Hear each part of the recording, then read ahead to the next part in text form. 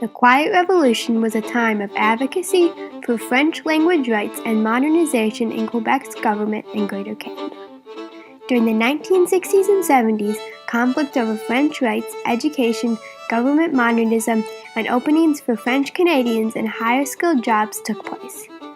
As a result of this time of conflict, bills such as the Official Language Rights Act of 1969 were passed, leading to compromises on language rights and other issues. The Quiet Revolution led from conflict over French rights to new laws, higher skilled jobs, and education for people all across Quebec, compromises that are impacting the economy and French culture in Quebec today. In the 1700s and 1800s, France and England fought over lands in North America during the French and Indian War, also known as the Seven-Year War, in places such as Quebec. From 1608 to 1759, Quebec City was a French settlement. This changed in 1759 when British forces led by General James Wolfe attacked French forces led by Louis-Joseph de Montcalm on the plains of Abraham outside Quebec City. This battle would affect Canadian and Quebec history forever. The battle lasted about 20 minutes, during which generals from both sides died. In the end, British forces won, taking over Quebec and the rest of Canada. In 1837, the first revolt of Lower Canada was led by Louis-Joseph Papineau.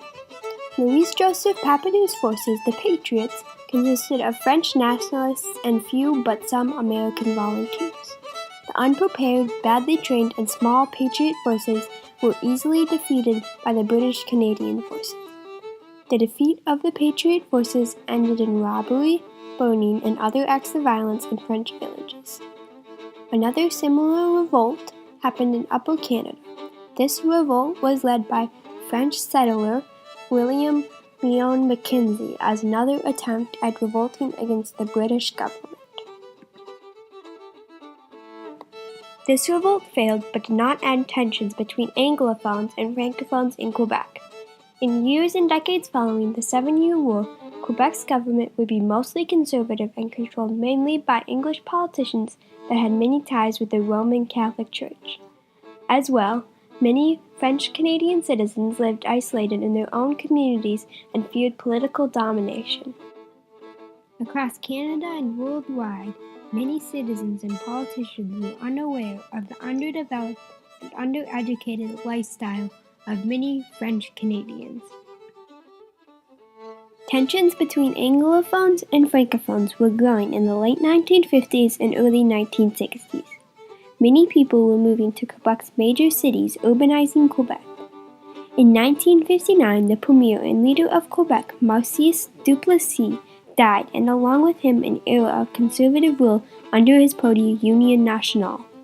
In the following year, 1960, the General Assembly election in Quebec was the first to elect a party other than Union Nationale in over 2 decades. The Liberal Party won 51 seats in the General Assembly compared to Union Nationale's 49. The Liberal Party's representative, Jean Lesage, became the new Premier of Quebec. Jean Lesage's campaign slogan, C'est le temps que le change, meaning it's time for a change, won the hearts of many voters. This election would change the history of Quebec, paving a way for the Quiet Revolution. The 1960s unveiled the divides that had been separating Quebec and their corrupt economy. The election of the Liberal Party brought goals of modernization of Quebec and uniting the province for a more equal society. During the time after the election, many French citizens started to speak their minds, drawing worldwide attention to the growing tensions in Quebec. Many people protested their rights as citizens with French heritage, known as Québécois. They went by the slogan Maîtresses Revenues, or Masters of Our Own House. People started to unite and protest to restore French language and culture, along with the modernization of Quebec's economy and education. Jean Lesage, the leader of the Liberal Party, promoted many protests on French language in Canada. In 1962, Hydro-Québec, a local water plant company, was the first company to allow the workspace to be in French. This was a significant compromise that secured French culture's role in Quebec.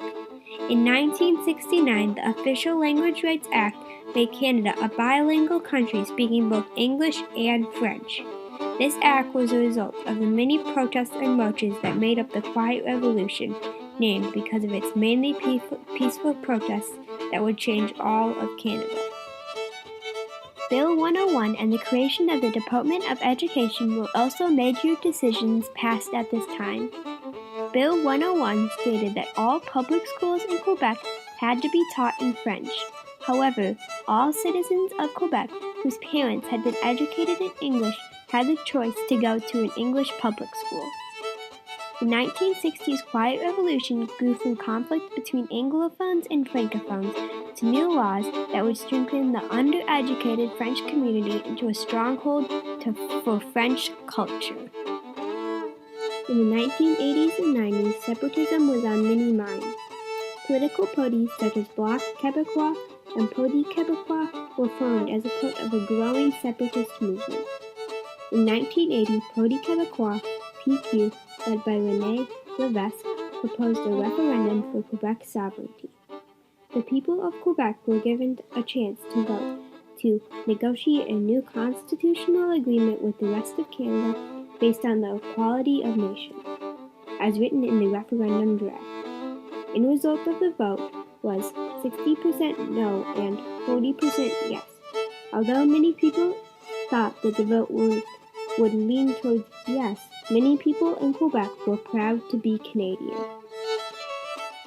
In 1995, the new Premier of Quebec, Jacques Parizeau, former leader of Parti Québécois, promised his supporters to propose a referendum of separatism after the many failed accords of the former Premier. In the draft of his referendum, the proposed question was, do you agree that Quebec should become sovereign after having made formal offer to Canada for new economic and political partnership within the scope of the bill respecting the future of Quebec? The referendum ended up in an overall vote and thin margins of not seceding from Canada, with the no side at 50.58% and the yes side at 49.42%. However, in 1995, the Supreme Court of Canada ruled that Quebec did not have the right to unilaterally secede from Canada, ending an era of separatism. Quebec has changed in many ways since the Quiet Revolution. Due to the integration of French-speaking Canadians in the higher-skilled workplace and the modernization of Quebec's government, the economy has improved. Although many Anglophone businesses left Quebec in the 1960s and 70s because of the strong push for French language rights, Quebec's economy has grown and improved since. The rate of unemployment in Quebec was at a high in the 1970s at almost 15% unemployed, which has been reduced in half down to 7.5% in 2012. The Language Rights Act of 1969 had a great impact all across Quebec.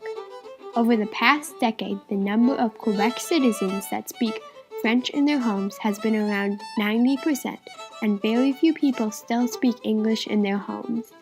Today, not understanding French in Quebec is almost impossible. Everything from restaurants to business transactions is in French. Quebec's license plates say, Je me souviens, or I will remember, to symbolize the importance of their French heritage. Out of the conflict of the 1960s, Quebec has changed and reformed. The compromises achieved by the Quiet Revolution has set new goals for Quebec and Greater Canada. We've got to stay together. We've got to find each other now. That is how we can learn all about the other man's song on the plains of Abraham.